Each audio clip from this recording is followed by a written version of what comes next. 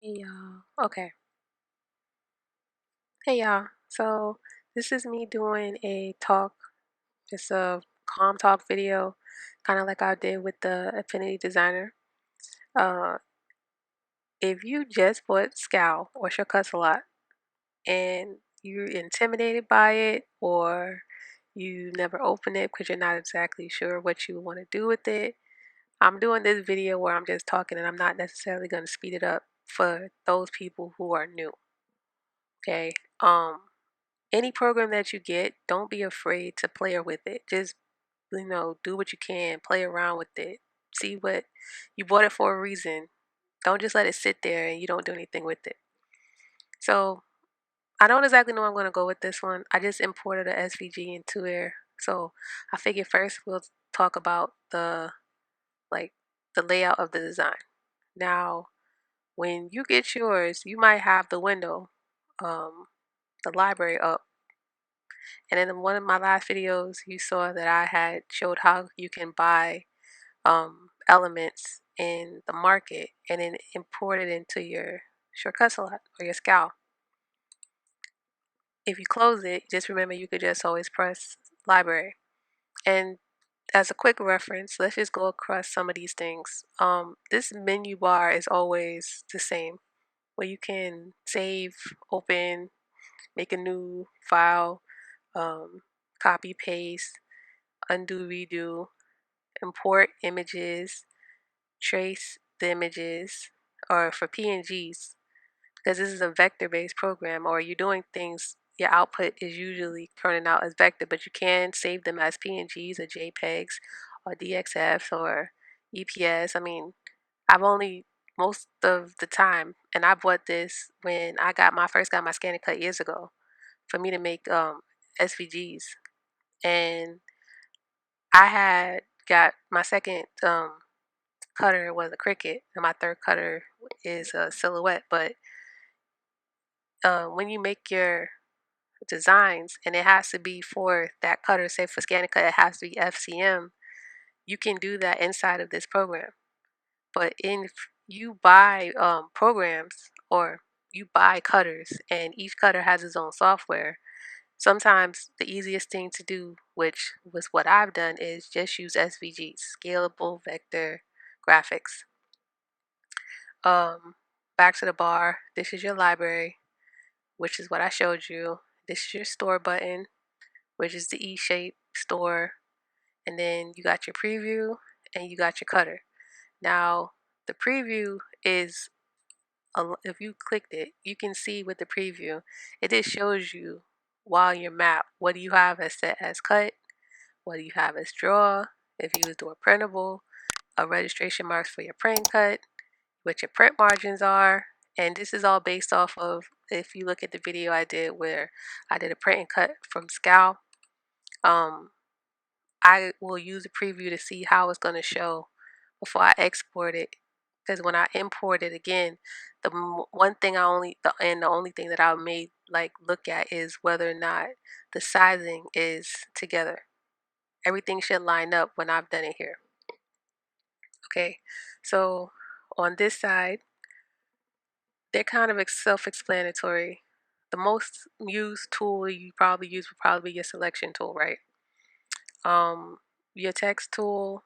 If you select certain nodes, if you go into the like if you want to see all the nodes that, let me first. Oh, and one of my most used panels, I'll say, is probably my layers panel. I always suggest you duplicate and hide it.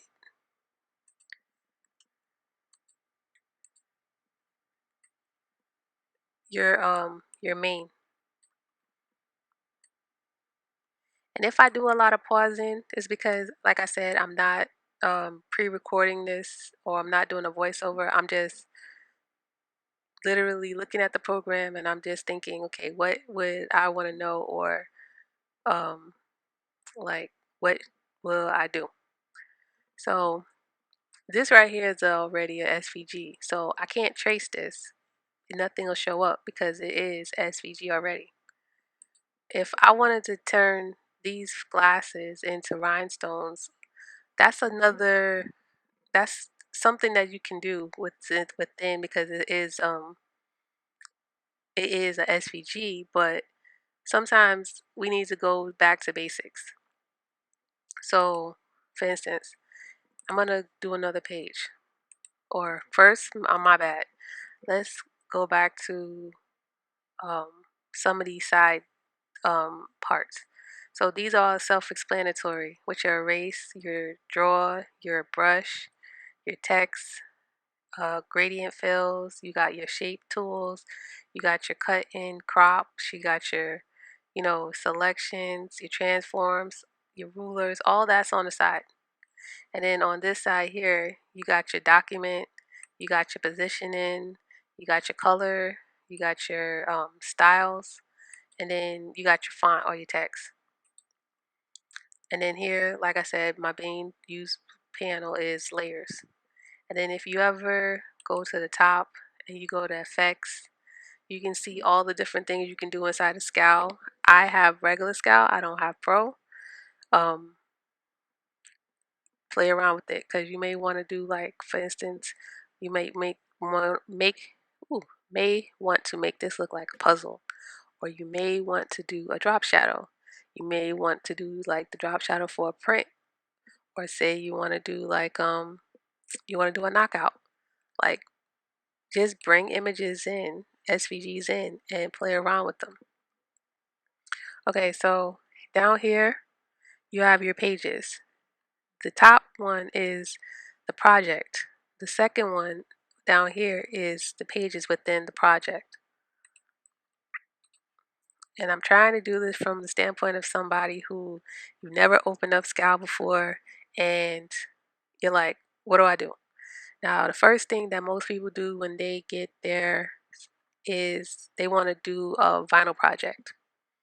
So for this particular case, I'm going to do something with text. I'm going to type Asia, and right now, off rip, this right here, believe it or not, is already vectorized. Like, it's text. It has points. If I want to change the text, when you look over here in the text panel, you can see, if you click font, all the fonts that are loaded inside of your computer or up into the program at a time, because it depends on how many fonts you actually have. Since I have thousands of fonts, all of my fonts do not load all of the time. What I end up doing is coming up here to text, and then I go font preview, because I don't remember what all of my fonts are, and then I'll shrink this size down, and I can look at the fonts that I have installed on my computer. Say I like,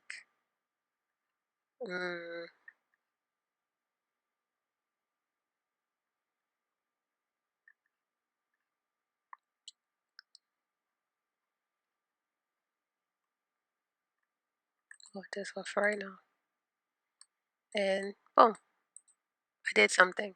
So for everybody who wants to do something where, you know, you want to make little personalized tags, and you bring it in the Scal, you just type somebody's name, and then you would go file, export, and you would save it as a SVG. Remember, if it's for design space, that you click design space compatible, and you have your vector to bring it to Scal, and then you would note the sizing just in case, because sometimes there's discrepancies with the sizing when you import something in from another program into um, Cricut or Design Space. Now, say for instance you wanted to change the colors. If you click on the palette, you can see on the top that you have a fill color, on the bottom you have a stroke color. If I want to change this to yellow, I can. If I want to change this to a pattern, and these are preloaded patterns, I can. You can also change it to like, as I did with the Affinity Designer, if you want to import a graphic or a pattern into here, you can do that, and then you can do the same thing. bring in a graphic as a pattern, and then same way I just like clicked it and changed the color, you can do that as well. Now I'm not sure if I will cut these videos up, but I'm just gonna keep going with, say, um a couple of things in this, and then I'll like stop this recording. So say for instance you wanted to do a offset because you decided, I have this name, I want to put it on a keychain. I know that I'm gonna have like another layer around it. Or say for instance you were gonna cut this out of paper, and you want to, and still you want to put an offset on it.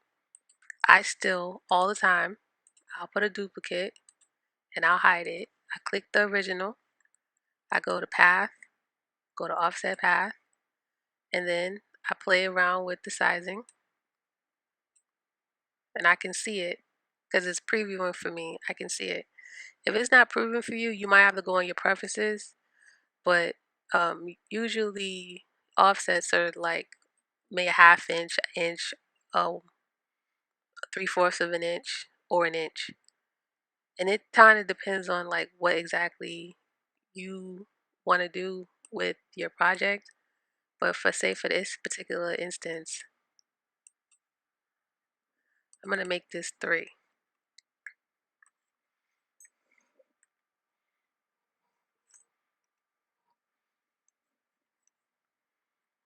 Ooh, that's too big. I don't know what I did. What did I do? Offset path.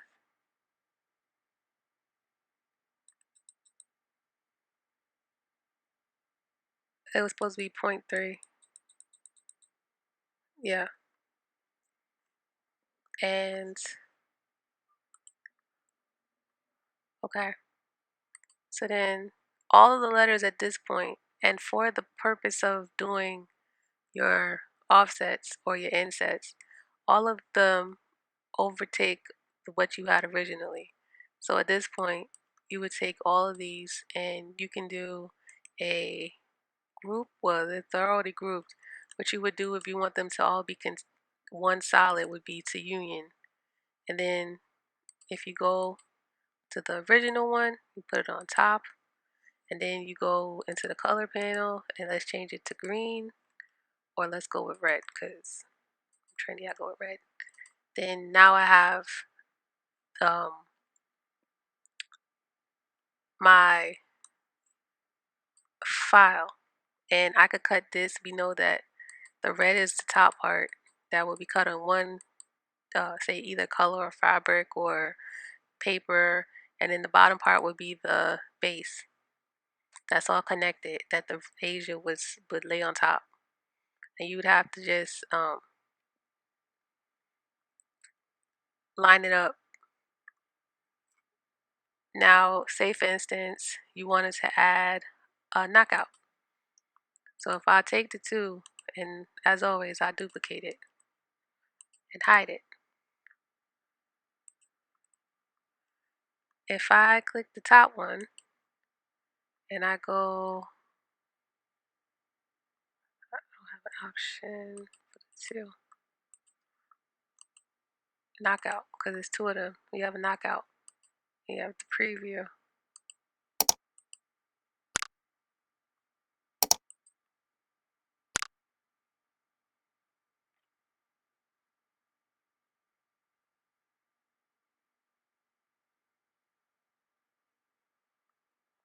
Go with an inch and okay.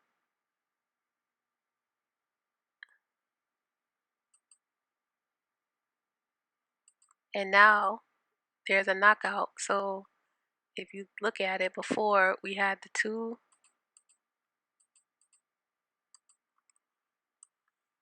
I'm going to bring this down.